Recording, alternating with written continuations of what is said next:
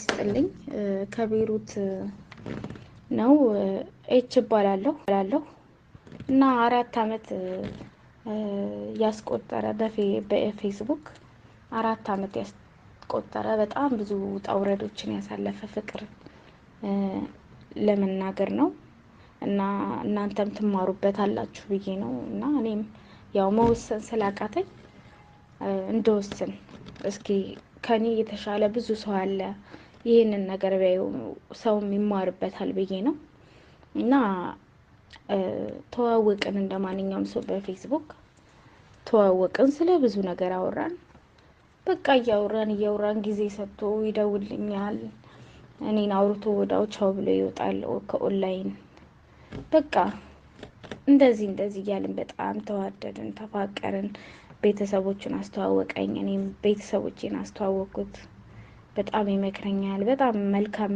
ልጅ ነው በጣም ከምንም በላይ እና እኔ አንድ ወንድ ልጅ አለኝ የ8 አመት ልጅ ቢሆንም ግን አፍቅሬ አይደለም የወለድኩት እና በቃ በህይወቴ ለመጀመሪያ ጊዜ ፍቅር የሚባለው ነገር በሱ ነው ያየሁት 32 አመቴ ነው እና ከዚህ በፊትም ለ7 አመት አረብ ሀገር ሰርቼ ነው የሄድኩትኝ ተመልሼ ከመጣሁ 4 አመቴ ነው እና በዚህ ሁኔታ ያያለን በቃ መኖር ጀመርን እንደዚህ ያወራን ማለት ነው እኔም እዚሁ እየሰራውኝ እሱም ወታደር ነውና ወደ ዳንሻ የሚባል አካባቢ ነው የሚሰራው እያወራን እንደዚህ ቀጠልን ያው እያወራን እየቀጠልን ያለ በቃ የተለያዩ ነገሮች ያጋጥሙታል ችግሮችን ይነግረኛል በጣም እረዳዋለሁ እሱም እኔ ብዙ ችግሮች ይደርሱብኛል እረዳዋለሁና ይሄንን እንደዚህ ያለን ያሳለፍን በ3 አመቱ ላይ የደሴ ልጅ ነው ቤተሰቦቹ ጋር ይሄዳል እና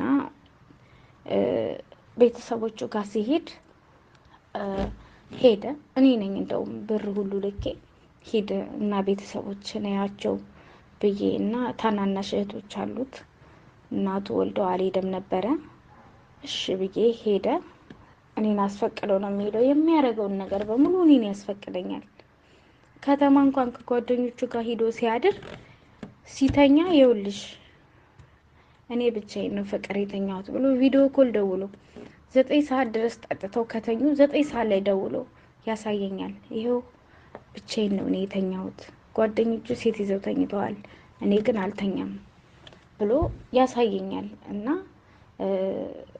እኔ አንቺን ካየሁ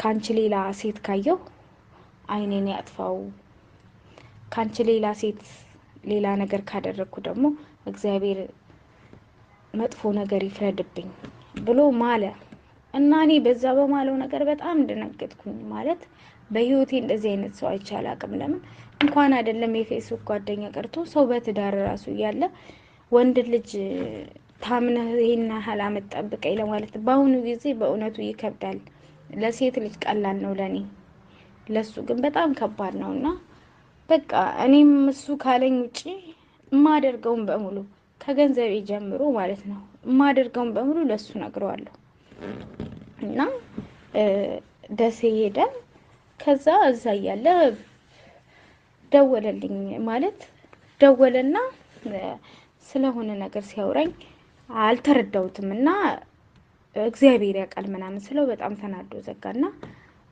ፕሊስ እኔ $200 ፈልጋለሁ አለ ከዛ አንተ ፍቅር ነህ ግን አንተ ማለት ያው ስሙ እንድገለጽ አልፈለኩም ስለው አዎ እኔ ነኝ አለኝ ለምን እኔ እንኳን የሆነ ነገር ላርግ ስለው የማይፈልግ ልጅ ነው ኦኬ ችግር ገጥሞት ይሆናል ብዬ በእውነትም ችግር ገጥሞት ነው ላኩለት በቃ ከዛ ወዲህ አንቺ ማለት ለኔ አይኔ ነሽ ነው የሚለኝ ሰው በሌለው ቦታ በጨለማ ቦታ ብርሃን ሆነሽ የተገኘሽልኝ እኔ የዛኔ ገና 1 አመት ከምናምናችን ነው ማለት እኔ አይኔን እንኳን አላሸሁም እንደዛ ሲለኝ ለምን እሱን ማጣት ነው የማልፈልገው በቃ ከዛ በኋላ በቃ እዛ እንደዛ ሆነ።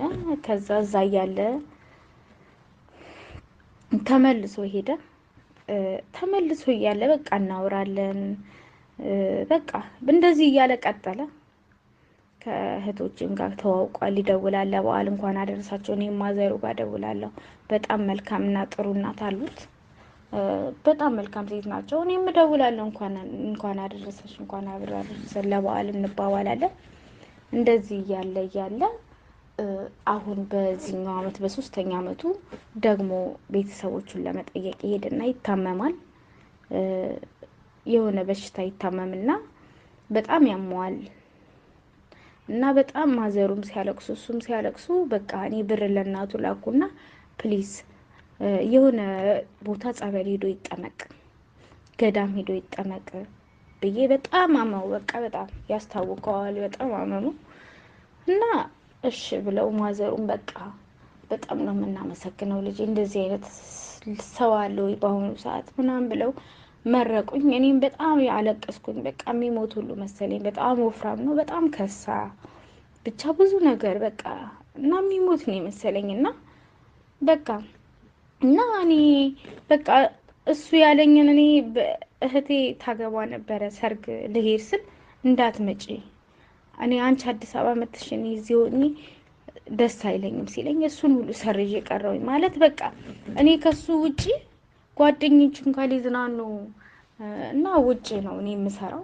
በነገራችን ላይ ውጪ ነው የምሰራው እና ሲዝናኑ እኔ አልሄድም። ሁሉ ጊዜ ብቻዬን ቤት ነው የምቀመጠው እና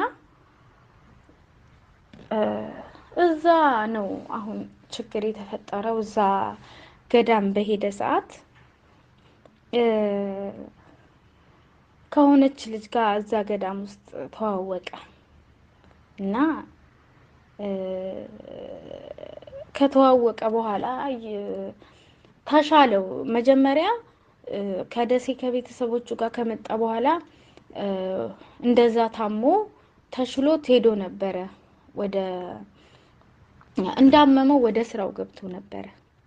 ከዛ ከተሻለ ከእንደገና በጣም ሳያመው ነው ከስራ ቦታው ነው ወደዛ ገዳም ሄደው። ከዳንሻ የሚባለው ቦታ ነው ወደ ጎጃም ወንቅሸት ገዳም ነው የሄደው። ወንቅሸት ገዳም እዛ ከሄደ በኋላ 1 ወር እሱና ጓደኛው ይጠመቃሉ። እዛም ባለ ሰዓት ያው ጸሎትና እንትን ነው እያለ አናውራም። እውነትም ሊሆን ይችላል። ያው አናውራም፣ ትንሽ ነው ከፍቶ ያውራኛል። ሰላም ሰላም እንዴት እንለዋለሁ። እግዚአብሔር ይመስገን በጣም ተሽሎኛል ይለኛል። እዛም እያለ የሚቸግርህ ነገር ምናምን ካለ ብዬ ብር ላኩለት። ግን እኔ ያንን ብር ለሱ ጸበል ሂድ ብዬ በምላክበት ሰዓት እኔ እዚህ ሀገር $1600 ታምሜ መድኃኒት መግዣ አጥቼ ከቤተሰቤ ጋር ከኢትዮጵያ ብር አስልኬ ነበረ። ያን ሁሉ ነገር ያውቃል እና ብር ራሱ በላኩለት ሰዓት እንባውን ሁሉ መቆጣጠር ነበር ያቃተው። ማለት እኔ በሞትም ለሞት ብዬ ነው ማለት እሱ ሳይሞከር ከሚሞት እሱ ይሞከርና እኔ በሞትም ለሞት ብዬ ነው የላኩት።